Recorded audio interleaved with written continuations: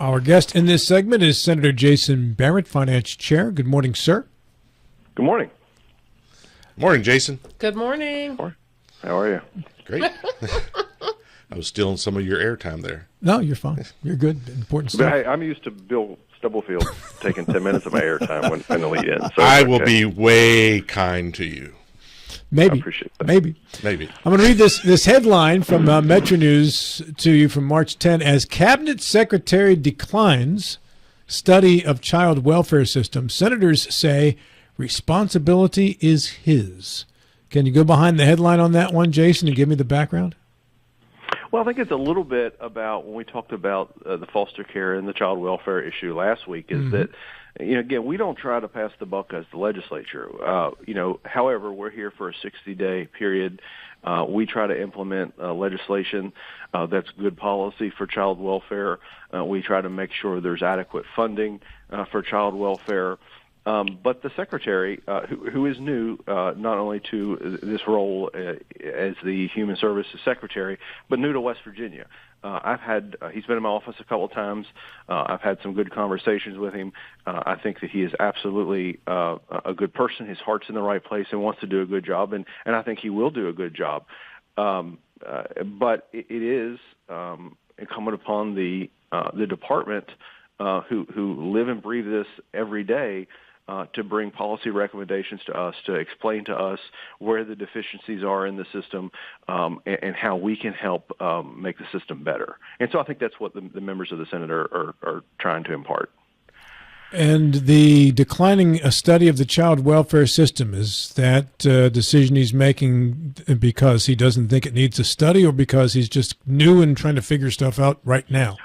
Well, again, I wasn't in the committee, so I didn't hear his testimony, but as I understand it, he doesn't believe that is necessary or helpful, that he has the ability to do that stuff without a piece of legislation to do that. I think it's my understanding is the point he was trying to make. All right, fair enough. We are about halfway through this legislative session. When is crossover day, Jason? Do you know?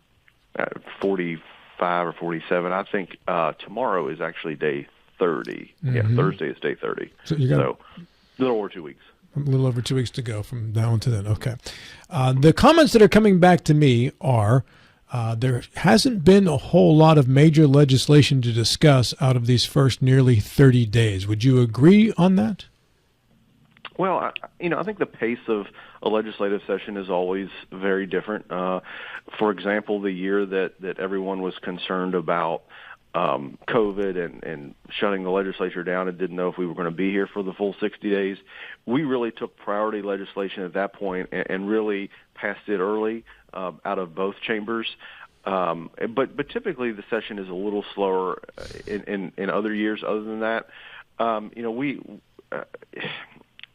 I guess my assessment would be, maybe it's a little slower than normal. We just had the Republicans in the Senate just had over an hour caucus with the governor to talk about some economic development things that he wants to do and some of the bills that are becoming forward that, allow for some further economic development expansion in West Virginia. So, just because it doesn't make the headlines or there's not a specific bill doing something, doesn't mean that we're not working towards good things from West Virginia, especially from an economic development standpoint.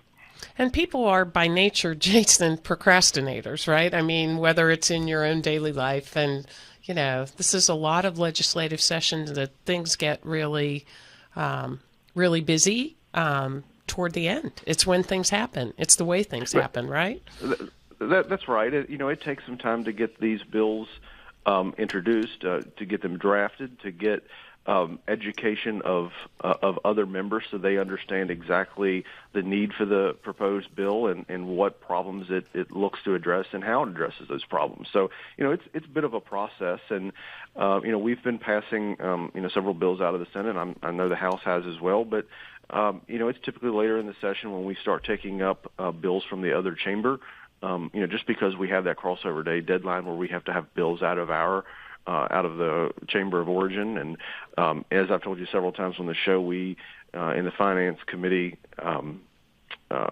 have budget hearings for basically the first month, or at least the first 4 weeks, 28 days, or whatever it is. But and then we start running bills. We've run a couple of bills out of the committee, but later this week and into next week, we'll be really ramping up the amount of legislation that we put out of the Senate Finance Committee.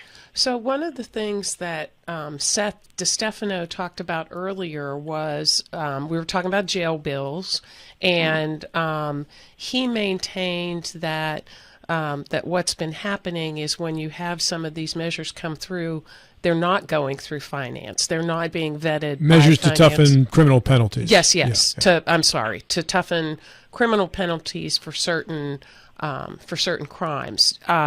Is that a valid argument, or what are your thoughts on that, Jason? Well, certainly, as there are increased penalties, you can make an assumption that relates to increased incarceration, which certainly has a cost. How you would come up with a fiscal note to come up with some type of formula to have an understanding of what that cost is probably impossible, or virtually impossible.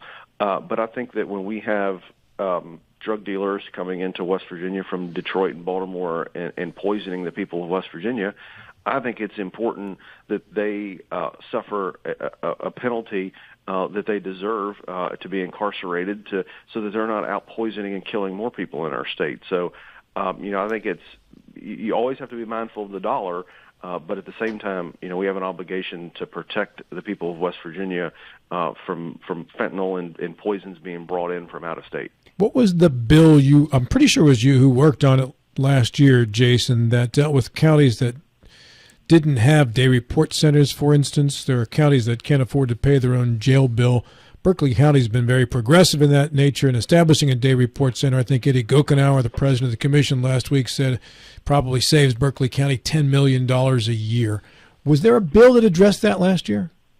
There was a bill 2 years ago that created the formula by which the county pays the per diem for the regional jail, and it was based on every county's population, their pro rata share of nights, and a percentage of what they would pay of what the daily rate is. Once they reach a certain level of their pro rata share, then they paid a different rate, and when they went over their pro rata share, then they started paying a penalty. And it was really a carrot and stick for counties to implement policies that, number one, are aimed at helping people, but number two, keeping people that we're just mad at out of jail, not people we're scared of out of jail.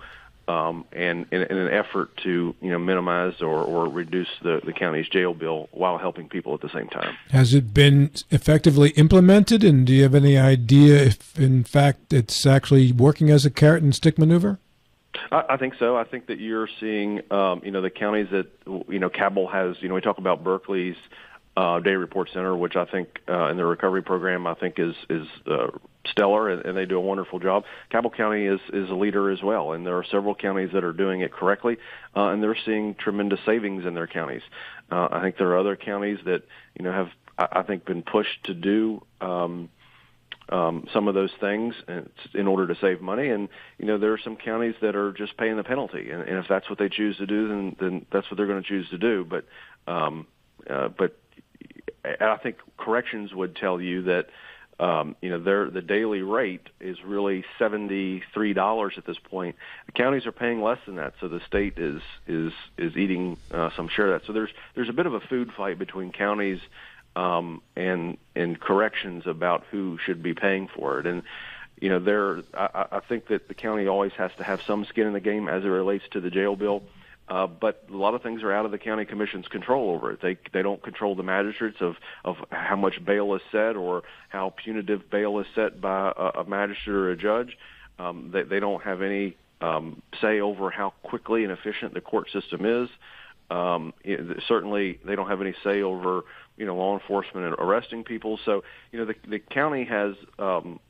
While has some responsibility, I believe, to pay part of the bill, they're also limited in the ability that they have to reduce that bill. So I think that's the balance you have to strike there, and I think that we've done that fairly well with that formula. If the laws that are being broken that are causing incarceration are mostly federal and state, why do the counties have to pay the majority of the jail cost? Well, prior to the regional jail system taken over by the state, they were county jails, and the county paid the whole bill.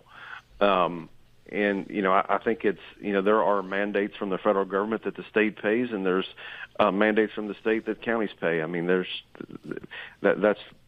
don't have a great answer for you other than that's just the way that government works at times.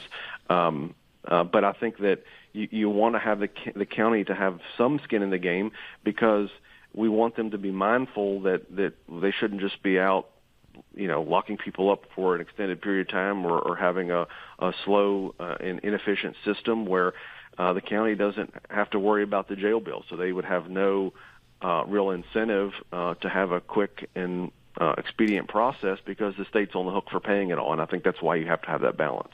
Bill, do you have some public health questions for Mr. Barrett? I do. And Jason, I'm interested in getting your take on something. Rolling back a little bit, you talked about, controlling the people that are coming into our area, that are distributing these drugs to people, and the addiction is real. It's a disease. We deal with it all the time from the health departments. But yet seems to be, the last couple of years, there's consistently some bills that get introduced on the floor, and this year is no exception to that are basically trying to repeal the code that allows for syringe access programs within the counties. Now, those are programs that basically we're collecting these old, dirty syringes, and for people that have the addiction, it makes them accountable, because before they're going to get any new needles, they're going to have to return other ones. So I'm curious as to, and these are one of the programs that get people in our health department doors, or agents or other agencies across the state, not necessarily health departments, that offer harm reduction programs. We get that. It's one of the things that gets them through the door, and it's an accountability issue. For example, in our county, we do not distribute syringes unless other ones are returned, and it is a disease, so people are going to be injecting, whether we provide them clean needles or not, but it does help reduce the amount of communicable diseases, hepatitis, HIV. What is your take on these bills that are getting introduced for repealing the code that basically makes syringe access programs illegal? Well, those bills have been, Bill, as you know, introduced for a number of years. I don't get a sense that there's a wide-ranging support within our caucus or within the Senate to pass legislation like that. I think a couple of them are probably referred to the Health Committee, maybe a second reference to Finance. I'm not sure. I haven't seen them. They haven't gotten any traction, and within the next 30 days, I don't expect them to. Yeah, I don't think there'd be a fiscal note to that, because the health departments per se, I know that's what I'm involved with, that do not receive state funds to offer those syringe access programs. It's usually locally funded, but it is always an issue, and just like many other public health things such as vaccines, we're concerned that at some point it's going to get traction that's going to make it detrimental to the clients that we're serving. Yeah, I really think there are a couple of members who have just fundamental disagreements about the way in which we address substance abuse disorder, and I think that's a small minority. I hope it remains that way. Last one on health. Got another one, Bill? I'm good right now. Maria. So, Jason, what do you feel after your meeting with the governor? You alluded to some of the economic development proposals that he's proposing. Is there anything that rises to the top? Anything that you want to talk about for these last few minutes? Well, he's going to have some legislation that his office is preparing to send to us in the legislature. He kind of talked broadly about some projects.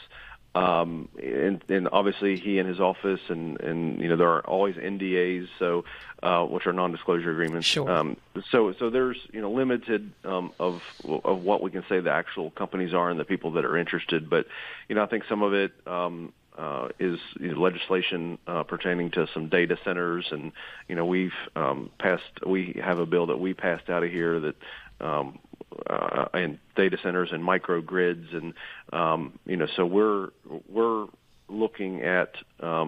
I think he's looking at a more holistic approach to be able to attract several large companies to West Virginia. The bill that we passed out was, providing for the use of what's allowed in code as the third microgrid. So it's centered around those things. I would expect that, to really start to get some attention in the next week to 10 days. And though you can't speak specifically, I would venture a guess that some of that would be directly in or near Berkeley County, Jefferson County. Can you give us throw us a bone here, Jason? I think that the Eastern Panhandle is always, an exciting place when people looking at attracting them to West Virginia, and they're looking to locate to West Virginia. Certainly, the Eastern Panhandle is a lot of times at the top of the list. So, I would expect, some type of development in the Eastern Panhandle as we look to attract several of these large companies.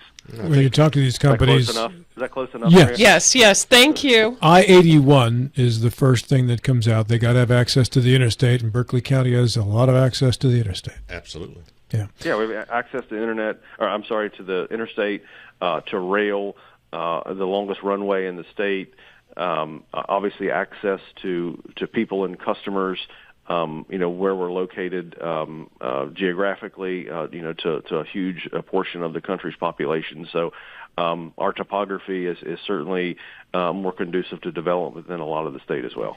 What is the status of your red dye bill, Jason? I'm hearing there's a little off the record, some pushback from the governor's office.